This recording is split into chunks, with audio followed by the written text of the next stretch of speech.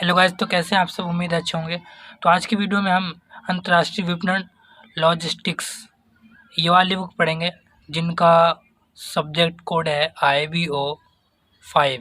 ठीक है, ये उन स्टूडेंट के लिए है जो इग्नू स्टूडेंट के हैं एमकॉम में। ठीक है, एमकॉम में इग्नू स्टूडेंट के फर्स्ट ईयर वाले जो है उनके लिए IBO 5।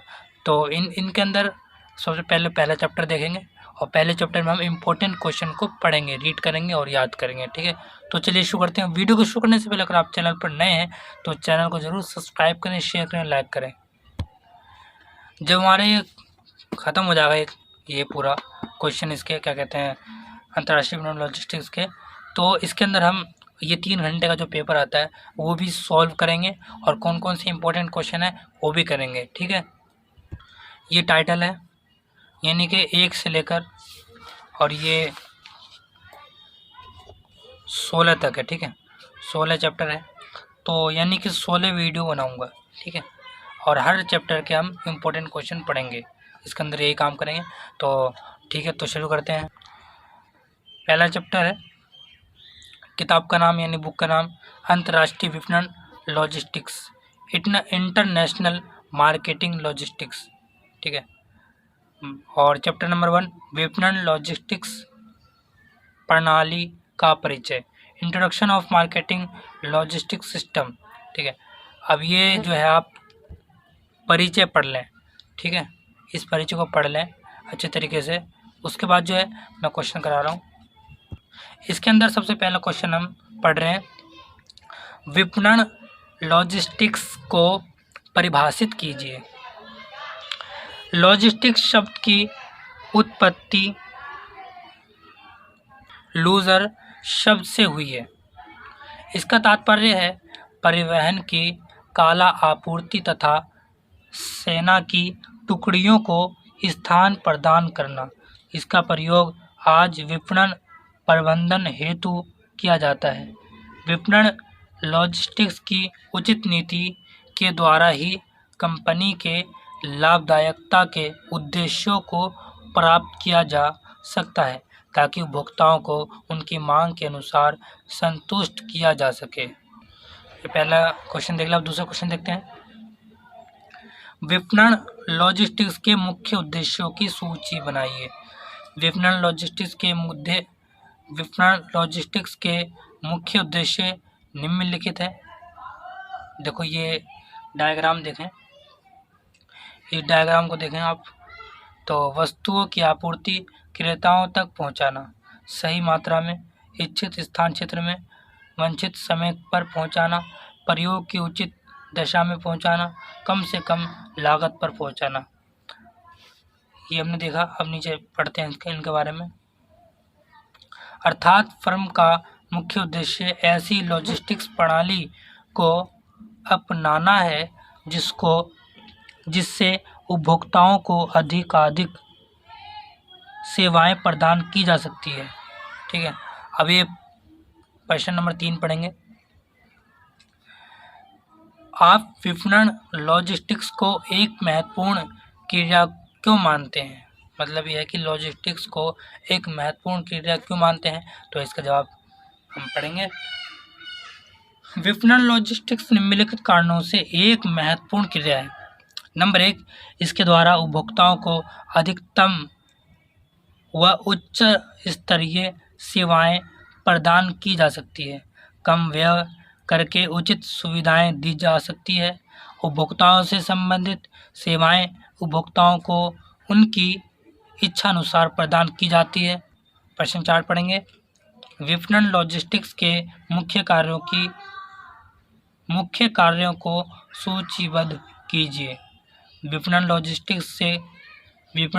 लॉजिस्टिक्स के मुख्य कार्य निम्नलिखित हैं। ऑर्डर किस प्रकार प्राप्त किया जाए। ठीक है, ऑर्डर को पूर्ण करने हेतु जो कच्चा माल लाया जा रहा है इसका संरक्षण किस प्रकार किया जाए। भंडार गृह की स्थापना कहाँ की जाए। स्टॉक में कितना सामान रखा जाए।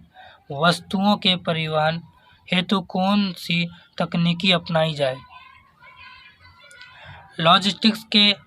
लॉजिस्टिक्स से संबंध रखने वाली सूचना को किस तरह निर्देशित किया जाए। ठीक है। भंडारण के संदर्भ में महत्वपूर्ण निर्णय क्षेत्र बताइए। भंडारण का मुख्य उद्देश्य वस्तुओं की व्यवस्था, वस्तु संग्रह की सुविधा व समान वस्तुओं को छोटी छोटी मात्रा में विविक्त करने से है। भंडारण से संबंधित महत्वपूर्ण निर्णय क्षेत्र निम्नलिखित है।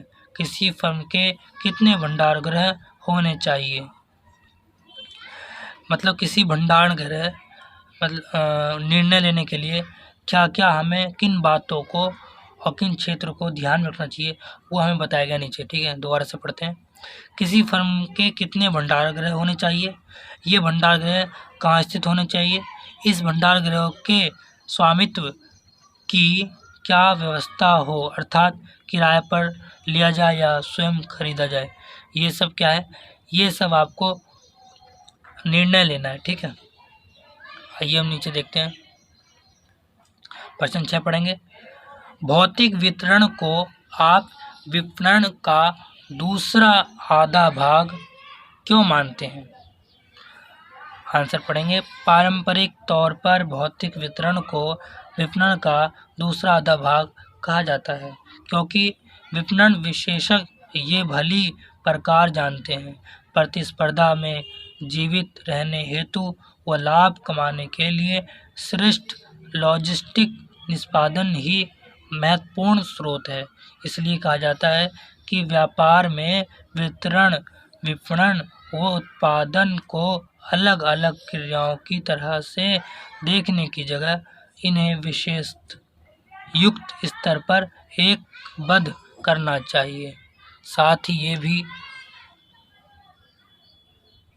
देखा जाता है कि विपणन व लॉजिस्टिक्स दोनों ही भागों का प्रबंध इस तरह किया जाए कि न्यूनतम लागत पर उपभोक्ता सेवा के द्वारा मूल्य वृद्धि को बढ़ावा दिया जा सके। अभी 7 पढ़ेंगे। अंतर्राष्ट्रीय लॉजिस्टिक्स से घरेलू लॉजिस्टिक्स को अलग करने वाले 3 कारकों के संबंध में विवेचन कीजिए। पढ़ेंगे अब नीचे कारक पढ़ते। 3 क्या कारक हैं। अंतर्राष्ट्रीय लॉजिस्टिक्स से घरेलू लॉजिस्टिक्स को अलग करने वाले 3 कारक निम्नलिखित है। अंतर्राष्ट्रीय व्यापार में वस्तु की लागत का बहुत बड़ा भाग लॉजिस्टिक्स लागत से होता है। अंतर्राष्ट्रीय व्यापार के तरीके घरेलू व्यापार के तरीकों से अलग होता है। नंबर 3, राजनैतिक, सांस्कृतिक तथा संस्थागत तत्व अंतर्राष्ट्रीय लॉजिस्टिक्स में बहुत महत्वपूर्ण स्थान रखते हैं। और क्वेश्चन नंबर 8 पढ़ते हैं। अंतर्राष्ट्रीय लॉजिस्टिक्स में हुए उन विकासों को सूचीबद्ध कीजिए जिन्होंने विकसित देशों में भौतिक वितरण को कंपनी की व्यूह रचना का अत्यधिक महत्वपूर्ण अंग बनाया है। आंसर पढ़ते हैं, इनके बारे में पढ़ते हैं क्या है लिखा हुआ। अंतर्राष्ट्रीय लॉजिस्टिक्स के अंतर्गत निम्नलिखित विकासों को सूचीबद्ध किया जाता है जिनसे विकसित देशों में भौतिक वितरण से कंपनी की व्यूह की रचना की जाती है। नंबर 1, जापान तथा सुदूर पूर्व के देशों की तीव्र प्रतिस्पर्धा लेकर यूरोप के विनिर्माताओं द्वारा किया गया ताकि वह विनिर्माण की प्रक्रिया को पूरे विश्व में फैलाकर आउटसोर्सिंग का आश्रय ले सकें। दूसरा पढ़ते हैं। बेरोजगारी, अवसाद व बढ़ी हुई ब्याज की दर से बेरोजगारी, अवसाद व बढ़ी हुई ब्याज की दर से विकसित देशों के उद्योगों को इस बात हेतु मजबूर किया कि वे मूल्य वृद्धि के मार्ग निकालें। नंबर 3, देश के अतिरिक्त तीसरे देशों में निर्माण व व्यापार में मध्यस्थों की बढ़ती भूमिका के कारण शक्तियों का सुदृढ़ कार्य करना, कम समय में वस्तु निर्माण तथा छोटे आकार के जहाज़ों का अंत करना। पांचवा, वस्तु विभेद व्यापार विस्तार में विविधीकरण लाना, ये विकास निम्नलिखित है। चलो इसके अंदर निम्नलिखित पढ़ते हैं क्या है। परिवहन सेवाओं का अधिकाधिक विनिमय, अधिक आपूर्ति व मंदी के समय बड़ी प्रतिस्पर्धा में यातायात उद्योगों को जीवित रखने हेतु किया जाने वाला संघर्ष, विश्व पोत लदान के क्षेत्र का संघर्ष, परिवहन के क्षेत्र में निजीकरण को बढ़ावा देने हेतु किया जाने वाला वैधानिक व कानूनी संशोधन, अधिक प्रभावी तथा तीव्र माल जहाज़ों का प्रवेश करना। अब वो क्वेश्चन पढ़ेंगे जो बड़े क्वेश्चन है, थोड़े से स्वपरख प्रश्न। तो पहला क्वेश्चन पढ़ते हैं, ये दिख नहीं रहा है, ये दबा हुआ है। विपणन लॉजिस्टिक्स को परिभाषित कीजिए व इनके उद्देश्यों की व्याख्या कीजिए। ये जो है क्वेश्चन पेपर में आया हुआ है। विपणन लॉजिस्टिक्स का तात्पर्य विपणन कार्यों हेतु जो तार्किक नीतियां बनाई जाती है उनसे है। ये लॉजिस्टिक्स प्राय कंपनी को लाभ प्राप्त करवाने के उद्देश्य से बनाए जाते हैं। उद्देश्य, विपणन लॉजिस्टिक्स प्रक्रिया के मूल उद्देश्य निम्नलिखित रूप में वस्तुओं की आपूर्ति क्रेता तक सुनिश्चित करता है। इन्हें निम्नलिखित प्रकार से दर्शाया जाता है। वस्तुओं को क्रेता तक उचित मात्रा में पहुंचाना, वस्तुओं को इच्छित स्थान क्षेत्र तक पहुंचाना, माल को, ये नंबर 3 पढ़ेंगे, माल को जो वांछित समय दिया गया है उस समय में ही उचित स्थान तक पहुंचाना, प्रयोग की दशा में सुधार करना, कम से कम लागत में माल को उपभोक्ताओं तक पहुंचाना। अब ये पढ़ते हैं नीचे। विपणन लॉजिस्टिक्स में कौन सी मुख्य क्रियाएं सम्मिलित है, उनकी व्याख्या संक्षेप में कीजिए। नंबर पढ़ते हैं, विपणन लॉजिस्टिक्स की मुख्य व्याख्या। सामान्य आदेशों की आपूर्ति में लिया जाने वाला समय, अर्थात जिसके द्वारा कोई भी माल उपभोक्ता अथवा कंपनी तक पहुंचाने के लिए जो समय दिया जाता है। नंबर 2, आपातकालीन अथवा नॉन एंटीसिपेटेड के आदेश की पूर्ति पर लगाया जाने वाला समय, क्योंकि आपातकाल के अंतर्गत माल को कम से कम समय में बाजार तक पहुंचाया जाना अनिवार्य होता है। पैकिंग तथा वितरण के दौरान सामग्री की जो सुरक्षा की जाती है वह भी इसकी क्रिया के अंतर्गत ही आती है। कई सामान ऐसे होते हैं जिन पर अतिरिक्त ध्यान देने की ज़रूरत होती है, अतः इनकी पैकिंग को भी अत्यंत ध्यानपूर्वक करना पड़ता है। खराब सामान को बदलने में लगने वाला समय, अर्थात जब कोई माल किसी कंपनी या उपभोक्ता के पास खराब हालत में पहुंच जाता है तो उस माल को बदल कर देने का दायित्व भेजने वाले का ही होता है। अंत ये समय भी देखकर चलना अनिवार्य है। भंडार में रखे गए सामान का रखरखाव करना भी अति अनिवार्य होता है ताकि अगला ऑर्डर सही प्रकार पूर्ण किया जा सके। विक्रय के प्रावधानों का भी ध्यान रखना अति अनिवार्य होता है।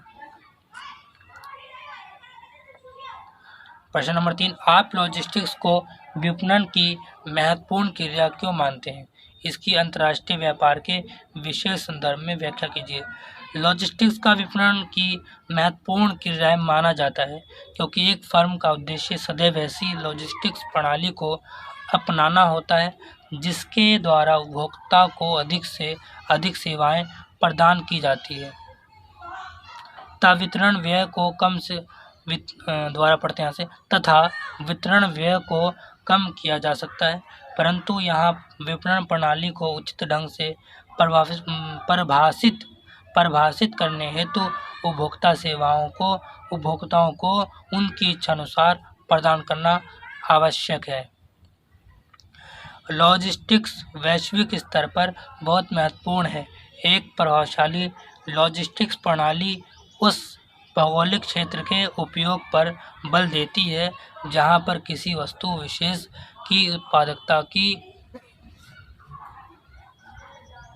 क्षमता होती है। इन स्थानों से वस्तुओं के उत्पादन तथा निर्यात करने से अन्य क्षेत्रों की तुलना से अधिक लाभ अर्जित किया जा सकता है तथा इस प्रणाली में अन्य क्षेत्रों में उत्पादित वस्तुओं तथा भूमि की लागत व प्रतिद्वंदी की तुलना में वस्तु की गुणवत्ता को बढ़ावा दिया जा सकता है। अंतर्राष्ट्रीय व्यापार के विशेष संदर्भ में लॉजिस्टिक्स का अत्यधिक योगदान रहता है, जिसके कारण लॉजिस्टिक्स का महत्व बढ़ जाता है। ये योगदान निम्नलिखित है। अभी योगदान पढ़ते हैं। ज़्यादातर कंपनियों के द्वारा विश्व स्तर पर अपनी सुविधाओं की पूर्ण संरचना की जाती है। कुछ उत्पादनकर्ता बड़े पैमाने की किफ़ायतें प्राप्त करने के लिए अपने उत्पादनों का केंद्रीयकरण करते हैं। नंबर 2, उत्पाद रेखा में वृद्धि तीव्रता से हो रही है। इसका मुख्य कारण है कि आज उपभोक्ताओं की आवश्यकताओं व रुचियों को संतुष्ट करने हेतु ज़्यादा से ज़्यादा उत्पादों की ज़रूरत होती है। अतः दोनों ही दशाओं में फैक्ट्री मार्केट में स्टॉक के स्तर में बढ़ोतरी होती है। नंबर 3, उत्पाद का जीवन संकुचित होता जा रहा है क्योंकि उद्योग जगत बड़े स्तर पर वस्तुओं की उत्पादकता को अपना कर लागत मूल्यों को घटा रहे हैं। इससे अप्रचलित वस्तु ज़्यादा आ रही है तथा वह अपनी प्रतिस्पर्धा द्वारा उत्पादित नई वस्तुओं का मुकाबला करने में असमर्थ है। नंबर 4 पढ़ते हैं। ज़्यादातर उद्योगों में निर्माण मूल्य वर्धन कम हो रहा है क्योंकि सामग्री व वितरण लागत में वृद्धि हो रही है। नंबर 5, वितरण श्रृंखला में शक्ति संतुलन बैलेंस ऑफ पावर निर्माता से हटकर व्यापारी के पक्ष में जा रहा है। अब छठा पढ़ते हैं। लॉजिस्टिक्स नियंत्रण प्रणाली को कम लागत अधिक मात्रा में आंकड़ों का प्रक्रमण व ट्रांसमिशन क्रांति से लाभ हो रहा है। नई तकनीकी की वजह से प्रबंधन बिक्री तथा स्टॉक योजना को तीव्र गति से तथा बारंबार नया कर रहे हैं तथा कारखाना बाजार की स्थिति में तीव्रता से बदलाव के अनुरूप कार्य कर रहे हैं। प्रश्न 4 पढ़ते हैं बड़े प्रश्न के अंदर। घरेलू और अंतर्राष्ट्रीय लॉजिस्टिक्स के मध्य अंतर मुख्य रूप में 3 मुख्य कारणों से होते हैं। इस कथन की व्याख्या कीजिए और अंतर्राष्ट्रीय लॉजिस्टिक्स में हाल में हुई उन घटनाओं के संबंध में बताइए जिनके चलते ये कंपनियों की युक्ति का प्रमुख कार्यक्रम बन रहा है। तो देखते हैं क्या है। घरेलू तथा अंतर्राष्ट्रीय लॉजिस्टिक्स के मध्य अंतर मुख्य रूप से 3 मुख्य कारणों से होते हैं। नंबर 1, अंतर्राष्ट्रीय व्यापार में वस्तु की लागत का बहुत बड़ा भाग लॉजिस्टिक्स लागत का होता है। अंतर्राष्ट्रीय व्यापार करने का तरीका घरेलू व्यापार के तरीकों से अलग होता है। नंबर 2 पढ़ा हमने। अब नंबर 3 पढ़ते हैं। घरेलू लॉजिस्टिक्स में विभिन्न राजनीतिक, सांस्कृतिक तथा संस्थागत तत्वों का कोई स्थान नहीं होता, परंतु अंतर्राष्ट्रीय लॉजिस्टिक्स में इसका महत्वपूर्ण बहुत होता है। हाल ही में अंतर्राष्ट्रीय लॉजिस्टिक्स में अनेक ऐसी घटनाएं हुई जिनके चलते ये कंपनियों की युक्ति के प्रमुख कार्यक्रम बन गए। ये मुख्य कार्यक्रम निम्नलिखित हैं। नंबर 1, आज अंतर्राष्ट्रीय व्यापार लॉजिस्टिक्स के क्षेत्र में कंटेनराइजेशन की भूमिका महत्वपूर्ण है। ये कंटेनर 90% से ज़्यादा सामान्य मार्गों परिवहन, कुछ विश्व समुद्री मार्गों पर माल पहुंचाते हैं। ठीक है, ये जहाज कोशिकीय जहाज कहलाते हैं। इनमें सामान रखने की बहुत जगह होती है। कंटेनर तो जानते होंगे, जो बहुत बड़े बड़े कंटेनर होते हैं, बड़ा बड़ा, जैसे कि बड़ी गाड़ी होती है ना, अब बड़ी गाड़ी के ऊपर 22 चक्के की गाड़ी जो होती है, उस चक्के के ऊपर जो कंटेनर रखा जाता है, एक बड़ी कंटेनर होता है, बहुत बड़ा होता है। तो दूसरा, इनके अतिरिक्त आज मांग के पक्ष में अनेक शक्तियां कार्य करती है, जिनके फलस्वरूप अंतर्राष्ट्रीय लॉजिस्टिक्स को बढ़ावा मिला है। आज मांग व आपूर्ति में परिवहन सेवाओं के विस्तार के कारण कई परिवर्तन आए हैं। इन्होंने कई अवसरों को भी जन्म दिया, जैसे कि विशेष तौर पर वह वाहन जो कि गहरे सागर में से दूसरे स्थान तक ले जाते थे। इनके फलस्वरूप ही परिवहन संबंधी कार्यक्रमों का एकीकरण किया गया, जिसमें रेल तथा सड़क परिवहनों को शामिल किया जाता है। अतः आज की अंतर्राष्ट्रीय लॉजिस्टिक्स प्रणाली में उन सभी कार्यों को किया गया है जिससे कंपनियों की युक्तियों के नए कार्यक्रम बने।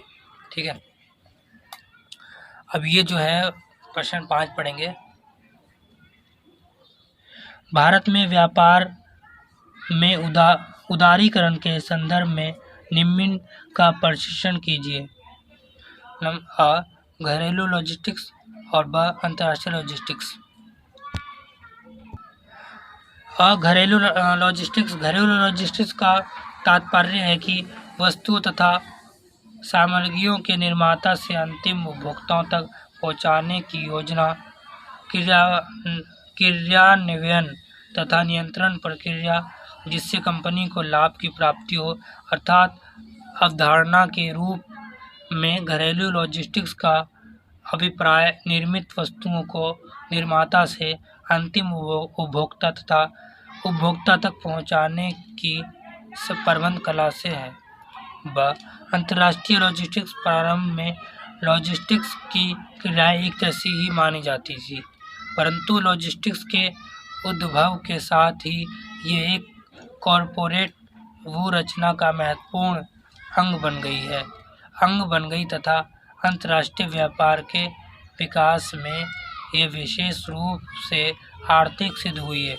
अंतर्राष्ट्रीय लॉजिस्टिक्स के अंतर्गत अन्य क्षेत्रों में उत्पादित वस्तुओं तथा भूमि की लागत तथा प्रतिस्पर्धा की तुलना में वस्तु की गुणवत्ता को बढ़ावा देती है। इस प्रकार के उदाहरण के अंतर्गत जापान के इलेक्ट्रॉनिक उद्योगों, कृषि, कंप्यूटर, ये जो हम पढ़ रहे हैं ना, ये क्वेश्चन पढ़ रहे हैं, क्वेश्चन आंसर।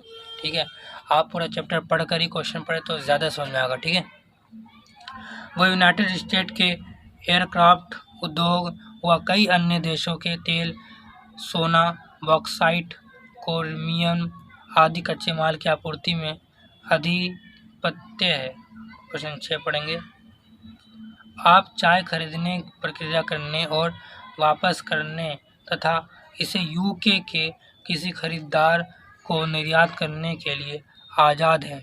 सीधे उपभोक्ता तक पहुंचाने के लिए लॉजिस्टिक्स सेटअप की योजना बनाइए। यदि आप चाय खरीदने की प्रक्रिया करने और वापस करने के इसे यूके के किसी खरीदार को निर्यात करने हेतु आज़ाद है, तो इसके लिए इसे उपभोक्ता तक पहुंचाना भी अनिवार्य है। अतः इस प्रक्रिया हेतु निम्नलिखित लॉजिस्टिक्स सेटअप की योजना तैयार की जाएगी। नंबर 1, आदेश प्रक्रिया। जब भी एक लॉजिस्टिक्स सेटअप की शुरुआत की जाती है तो सर्वप्रथम आदेश ऑर्डर प्राप्त करने की प्रक्रिया को देखा जाता है। इसके अंतर्गत निम्नलिखित घटकों को शामिल किया जाता है। आदेश प्राप्त करना। नंबर 2, आदेश का लेखा करना। नंबर 3, आदेश पूर्ति करना तथा आदेशों को परिवहन कार्यों हेतु एकत्र करना। नंबर 2, भंडारण। भंडारण से अर्थ वस्तुओं को एकत्र करने व उनका संग्रह करने से है। उपयोगिता के क्षेत्र में भंडारण के मुख्य उद्देश्य निम्नलिखित है। नंबर 1, वस्तुओं की उचित व्यवस्था करना। नंबर 2, वस्तुओं का संग्रह करने की सुविधा। नंबर 3, समान वस्तुओं को मिलाकर छोटी छोटी मात्रा में विविक्त करना। अब तीसरे के अंदर पढ़ते हैं स्टॉक नियंत्रण। पहला पढ़ा आदेश प्रक्रिया, दूसरा पढ़ा भंडारण और तीसरा पढ़ रहे हैं स्टॉक नियंत्रण। ठीक है, स्टॉक नियंत्रण। भंडार निर्णय का संबंध स्टॉक निर्णय से है। स्टॉक स्तर पर ही भौतिक वितरण की सफलता निर्भर करती है। स्टॉक स्तर के निर्धारण में निम्नलिखित तत्व प्रमुख होते हैं। इसके अंदर तत्व पढ़ते हैं। उपभोक्ता सेवाओं के स्तर के संबंध में फर्म की नीति। नंबर 2, विक्रय पूर्वानुमान की यथार्थता की स्थिति व नंबर 3, विक्रय प्रणाली की अनुक्रियाशीलता आदि। नंबर 4 पढ़ते हैं परिवहन। परिवहन की प्रक्रिया के द्वारा निम्नलिखित कार्यों को किया जाता है। नंबर 1, उत्पादन व बिक्री के स्थान से उपभोग के स्थान पर उचित मूल्य तथा आवश्यकता अनुसार वस्तुओं को पहुंचाना। नंबर 2, परिवहन प्रणाली के द्वारा वस्तुओं को समय तथा स्थान के अनुसार प्रबंध करके उसके आर्थिक मूल्य को बढ़ाने में सहायता प्राप्त होती है। नंबर 5 पढ़ेंगे इसके अंदर सूचनाओं का प्रबंधन। भौतिक वितरण प्रबंधकों को सदैव ही सूचनाओं को सही रखना चाहिए व इन्हें अद्यतन अप टू डेट रखना चाहिए। वह सूचनाएं निम्नलिखित प्रकार की होती है। स्टॉक की सूचना को प्रस्तुत करना व वर्तमान स्टॉक के विषय में जानकारी देना। नंबर 2, विभिन्न क्षेत्रवार स्थिति के बारे में बताना। भविष्य के वादों तथा क्रेता की सामर्थ्य के विषय में जानकारी प्रदान करना। अब नंबर 7 पढ़ते हैं। क्वेश्चन नंबर, निम्नलिखित कथन पर टिप्पणी कीजिए। आमतौर पर भौतिक वितरण को विपणन का अन्य दूसरा हिस्सा माना जाता है। वितरण, विपणन और उत्पादन को व्यापार में अलग अलग क्रियाओं के रूप में नहीं देखा जा सकता, विशेषकर युक्ति स्तर पर। और लॉजिस्टिक्स प्रणाली उपभोक्ता सेवा को सुधारने में सहायता प्रदान करती है। अब पढ़ते हैं के बारे में। आमतौर पर भौतिक वितरण को विपणन अन्य दूसरा हिस्सा माना जाता है। भौतिक वितरण को विपणन का दूसरा हिस्सा माना जाता है क्योंकि भौतिक वितरण का ये तो मिट रहा नीचे, दोबारा से पढ़ेंगे यहाँ पे। भौतिक वितरण का विपणन का दूसरा हिस्सा माना जाता है क्योंकि भौतिक वितरण का मुख्य उद्देश्य वस्तुओं की कीमतों में स्थिरता बनाए रखने भी होता है। ये वस्तुओं को उत्पादक से बाजार तक पहुंचाने की प्रक्रिया तथा उसके प्रयोग में लिए परिवहन सुविधाओं व समुचित भंडारण क्रियाओं के विनियमन द्वारा प्राप्त किया जा सकता है। अतः भौतिक वितरण को विपणन का दूसरा हिस्सा माना जाता है। के बारे में पढ़ेंगे। विपणन संकल्प का अभिप्राय है एक लंबे समय अंतराल में अधिकतम लाभ प्राप्ति व अधिकतम उपभोक्ता संतुष्टि। अतः विपणन क्रियाओं का महत्वपूर्ण उद्देश्य वस्तुओं के भौतिक वितरण, प्रबंधन, प्रभावी भंडारण प्रणाली, तीव्र तथा सस्ता परिवहन व्यय तथा इष्टतम स्टॉक आदि के द्वारा उपभोक्ता सेवाओं में स्तर में सुधार हेतु सहायक सिद्ध हो सकता है। जैसा कि विदित है कि सेवा के स्तर का वस्तु के भौतिक वितरण